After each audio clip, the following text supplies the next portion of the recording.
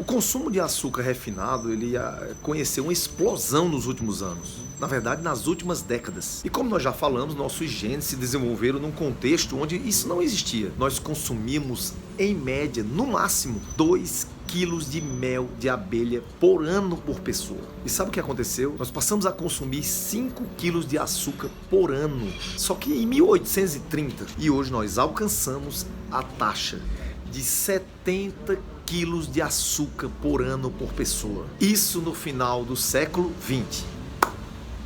Parabéns, né? Parabéns para a indústria alimentícia que colocou isso pra gente. Mas se você quer saber um pouco mais sobre isso e saber como fazer para mudar essa história na tua vida, começa logo descendo aqui nos comentários, se inscreve no canal, dá o like e verifica se o teu sininho está ativado. O biólogo alemão chamado Otto Warburg, ele recebeu o Prêmio Nobel da Medicina.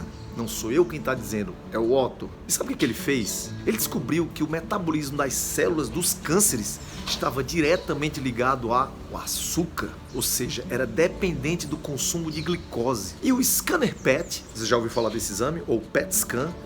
Todo mundo que tem câncer ou que já teve faz esse exame, mas não sabe por que é que faz. A maioria das pessoas não sabe nem por que é PET. A sigla PET em inglês quer dizer tomografia por emissão de pósitrons. E normalmente esse exame é utilizado para detectar câncer. E ele não faz nada mais, nada menos do que medir exatamente o seguinte: as regiões do corpo que consomem mais glicose. Você sabia disso? Se uma região no PET scan se distingue mais do que as outras, é porque ali tem mais açúcar. Ali há um consumo excessivo de glicose. E pode ser que ali se trate de um tumor. Agora preste atenção, quando nós ingerimos açúcar ou farinha branca, nós disparamos insulina no nosso corpo. E a secreção de insulina, ela é acompanhada da liberação de uma coisa chamada IGF, que é um fator de crescimento, semelhante à insulina. E esse IGF tem a ação de estimular o crescimento de células. Em resumo dessa história toda, o açúcar nutre e faz as células crescerem. Mas então, só que elas fazem isso também com a célula tumoral. Então, insulina e IGF faz tumor crescer. É adubo para tumor. Por isso que diabético tem maior chance de ter câncer. Então, pico de insulina e pico de IGF ajuda câncer. Mas não só ajuda a aparecer câncer, não. Ajuda com que o câncer se desenvolva e se ramifique para outros tecidos. E às vezes à distância, que são as metástases. Então a primeira coisa que o profissional da oncologia deveria dizer a um paciente com câncer é: corte açúcar, corte farinha branca. E não só quimioterapia.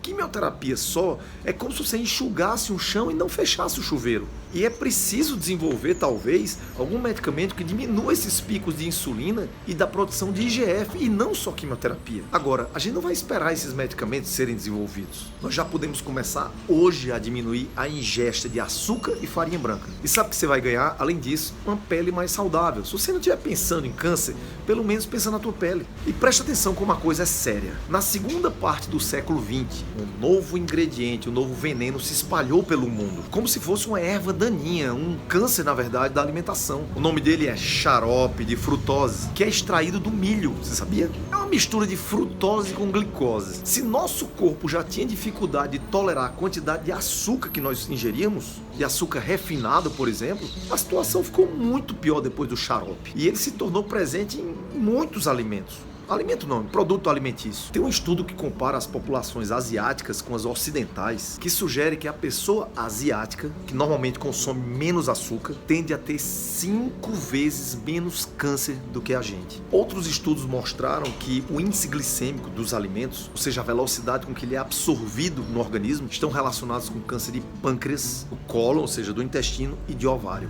Outros estudos foram publicados concluindo que não é a obesidade isoladamente que causa câncer, principalmente câncer de mama, como muita gente pensava, mas sim altos níveis de insulina. Ou seja, a pessoa pode ser até magrinha, mas se ela libera muita insulina, ou seja, se ela come muito açúcar, ela tem maiores chances de ter câncer de mama. É preciso que a gente aprenda a não colocar mais açúcar no café. Isso é sério, gente. Não é só para não engordar, não. Tô falando sério com você. E se contentar, se é que vai comer uma sobremesa, coma 2 ou 3 vezes por semana. Arroz branco, tem que ser evitado. Vale muito mais a pena se alimentar de legumes, verduras, frutas, porque esses alimentos, além de ter um índice glicêmico menor, tem os fitoquímicos ativos que vão ajudar o nosso corpo e muitas vezes ajudam na regressão do câncer. É indispensável você começar a evitar doce, petiscos, balas, principalmente na sua família e nos seus filhos, e acabar com a mania de ficar beliscando entre as refeições. E precisamos entender que muitos alimentos são muito benéficos, como cebola, alho e canela, que ajudam o organismo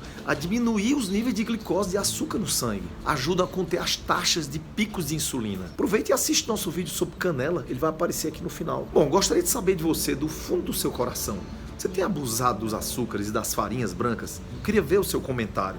Não se esquece de deixar o like e não se esquece de ir para o Rio de Janeiro para o nosso evento Viva com Saúde, Viva com Paixão. Bom, compartilhe esse vídeo com todos os grupos do WhatsApp. Viva com saúde, viva com paixão e com Deus no coração.